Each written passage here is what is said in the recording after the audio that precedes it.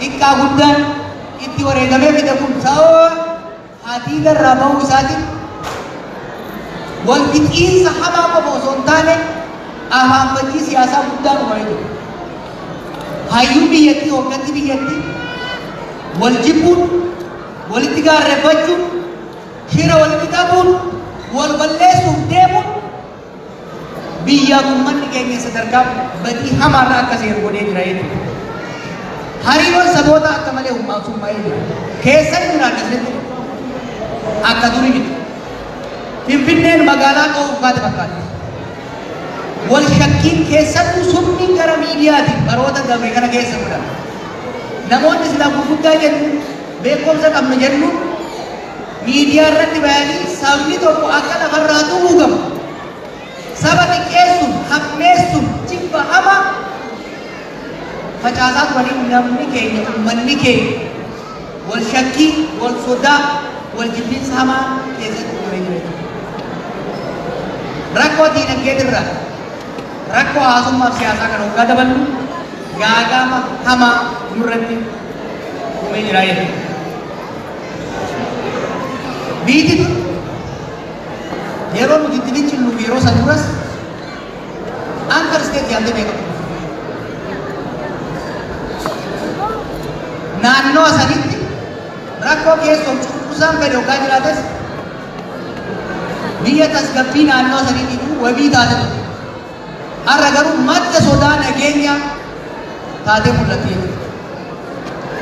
Gama dippiloomaasiitiin biyyoota Afrikaa keessatti olaantummaa gurguddaa qabaachaa turan. Egypt, Nigeria, South Africa waliin Itoophiyaan Afuraffaarra turte jechuudha. Afran keessaa turte. Har'a biyya dippiloomaatiikali isolated taate. Biyya addunyaan akka rakkootti ilaala. Biyya addunyaan har'a bobbolu facaatee eeyitu taatee jira jechuudha. Kan hoggaan jawaab waan fagoo kanatti ilaalina. Waa'ee uummata keenyaati jechuudha. Uummanni keenya rakkoo hamaa keessa seenee jiru. Ka'umsi madda kanaa maali? Maddi gaagama kanaa hundaa maali yoo jenne dhugaa walitti taa'e. Ce'umsi sun kararra mamuun sirna abbaa irree ijaarreen booda sirna abbaa irree haaraa uumuudhaaf hawwuun muftii mufannaa wal shakkii gadoon turte mariidhaan fayyisanii karaarra deemurra olaantummaa ilaalcha tokko olaantummaa garee tokko biyya irratti fe'uudhaan hawwuun walitti fachuun wal waraansa kanatti geessee jira.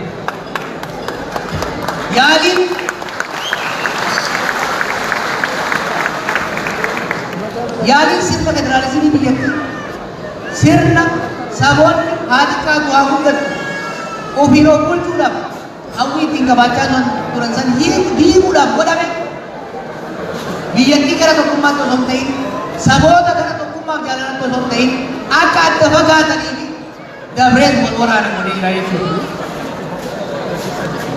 Wanti silaa malee wanti silaa hawwaatu 2018tti Itoophiyaa durii deemnee osoo hin ta'in hariiroo hawaasummaa sooshaal kontiraat haaree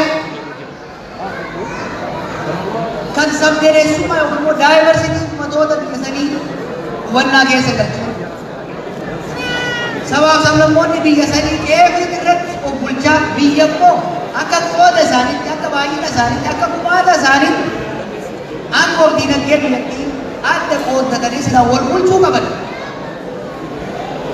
Sanirratti hayyuun biyyattii hooggansi biyyattii wal mari'atee wal hubatee biyya ceesisa jennee yeroo hawwaatu irratti sirna kaleessa uummanni keenya itti fincila ofirraa buufise deebiillee dhubeessine jechuun yaaliin godhame sirna durii sanillee finne sirna haaraallee akka hunda gufuu guddaa nuti ta'ee jechuudha. Kun gara mootummaa qofa miti. Na dabalatee hayyoonni biyya sanii hooggansi biyya sanii kan saba keenyas dabalatee kan saboota biroo carraa guddaa 2018 uumame san ilaameedhaan wal mari'achuudhaan walii obsuudhaan wal kabaju rakkoo wal jibbuu qabu gadi baafnee uummata keenyatti facaasuu osoo hin ta'in rakkoo waliin qabu gadi baafnee orma duratti wal saaxiluudhaan osoo hin ta'in osoo wal dhaga'uun jiraatu taate wal kabajuun osoo jiraatu taate hoggansa irraa kaasee hamma gadi wal wannaan osoo kan jiraatu taate rakkoo kana keessa hin seenu turre jechuudha. Sababa kanarraa kan ka'e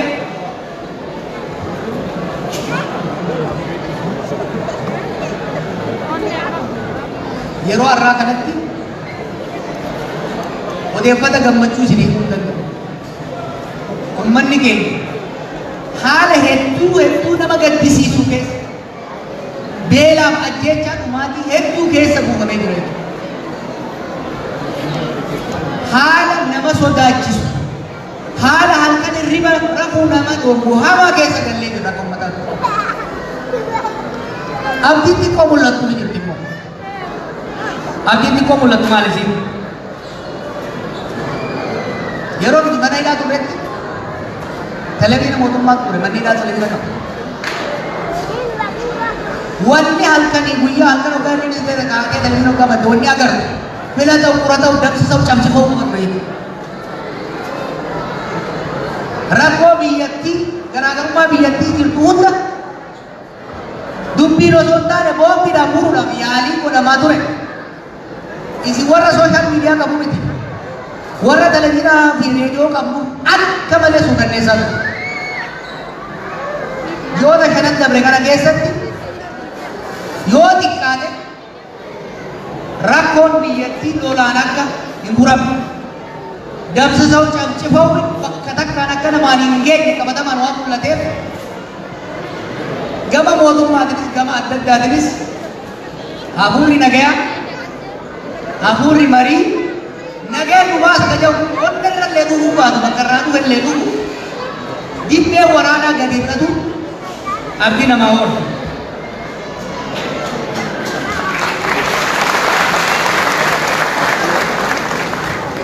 Gama kaaba biyyattiiti lolli hamaan akka gabaasaan tokko tokko jaanitti kun namuma 500 hafa miliyan ilma namaati bakka geessinu. For no reason waan senseless ta'e waan namoonni kudhanii gad mari'atanis laafumuu danda'ani.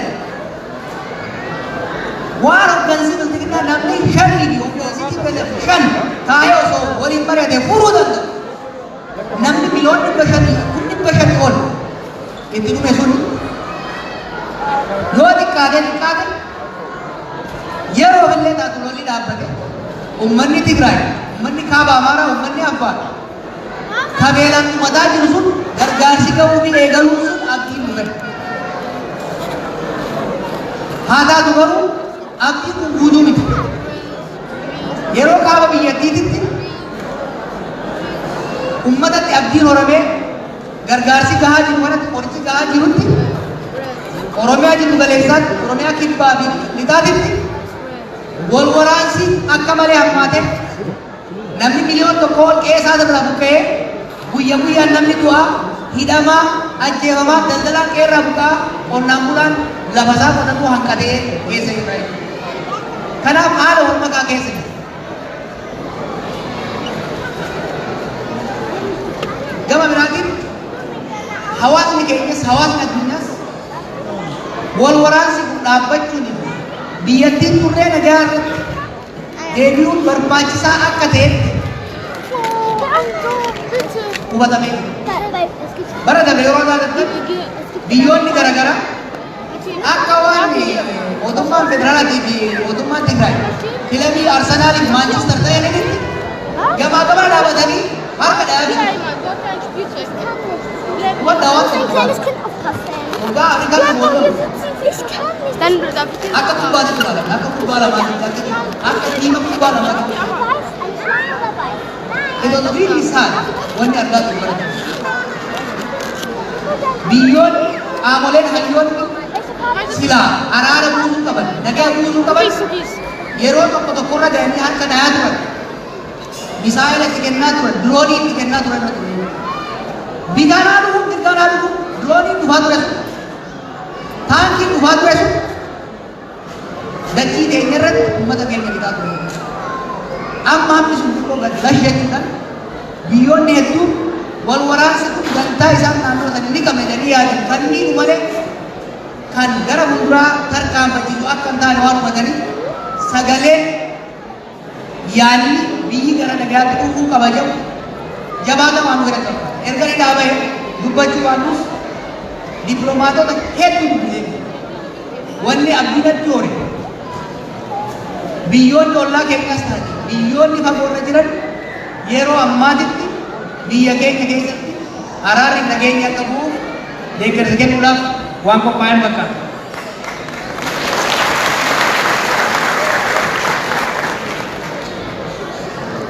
Rakkoo nutti himte nu gaddisiifte mataa nu dhukkubsite falli maalii oonaan jettan yaadda qaala manan qaba.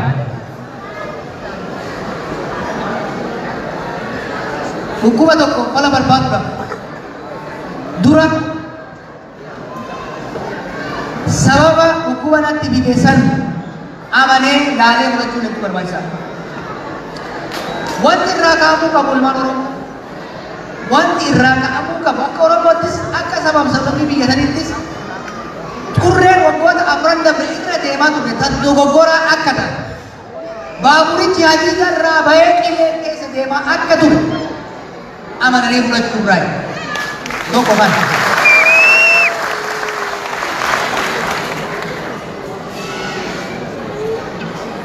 Karaa kaleessa irra deemamaa ture biyyi fi uummanni keenya balaa hamaa ammaa reefu isin tarreesse kanaa ol hammaate keessa seenuu akka danda'u hubatanii liqimsu hawwii fedhanillee kan qabaatan taate yaada fedhanillee kan qabaatan taate akkaataa waggoota lamaan waggoota sadan afran kana itti deemnaan ji'oonni afran waggaan as deemu akka irraa hammaatu ila waxabajjiin kuma lamaa fi diidam barri nu diidamne hamatu waxabajjiin kuma lamaa fi diidamii tokko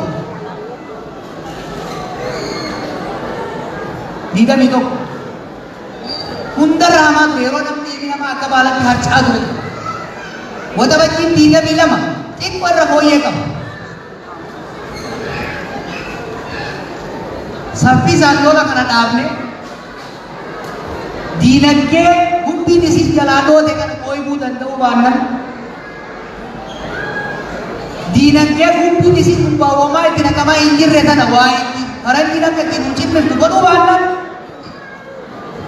lola itti humnaan caamsaa 2023